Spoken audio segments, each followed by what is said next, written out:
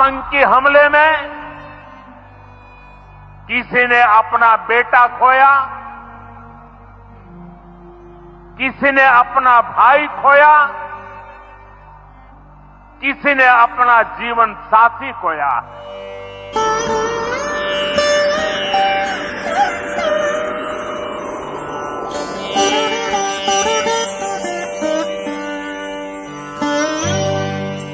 पाकिस्तान शुरूबा कैले मोदी जी तू खत्म कदा। पाकिस्तान शुरूबा कैले मोदी जी तू खत्म कदा। अमित शाह जी आतंकवाद के दुनिया से ही कम कदा। दुनिया से ही कम कदा, दुनिया से ही कम कदा। धरती मई के लागल मंगिया में आग हो, सिनुरा सुहाग हो, भारत के भाग हो। सिनुरा सुहाग हो, भारत के भाग हो।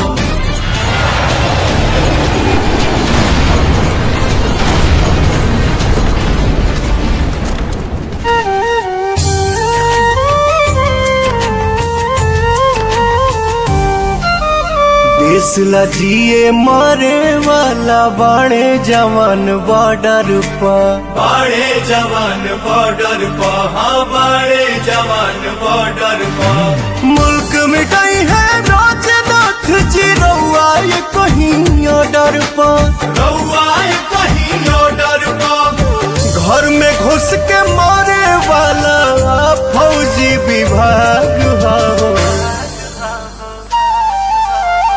सिनुरा सुहाग हो, भारत के भाग हो। सिनुरा सुहाग हो, भारत के भाग हो। मैं बहुत स्पष्ट शब्दों में कहना चाहता हूं, जिन्होंने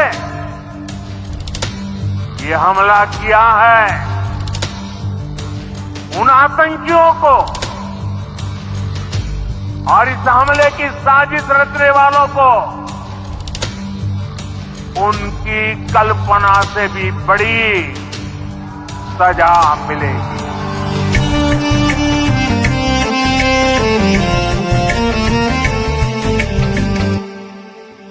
दंड दिया सन दुश्मन के दौड़े भागे हाफे हो।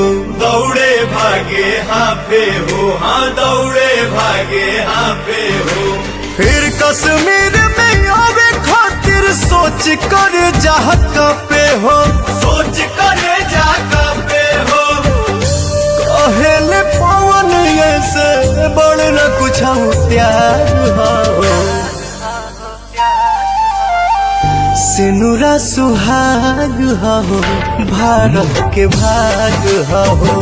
सिनुरा सुहाग हो, भारत के भाग हो। शान सिंदूर हो, जान सिंदूर हो, और सुहागिन औरत के सम्मान सिंदूर हो। बोलिए भारत माता।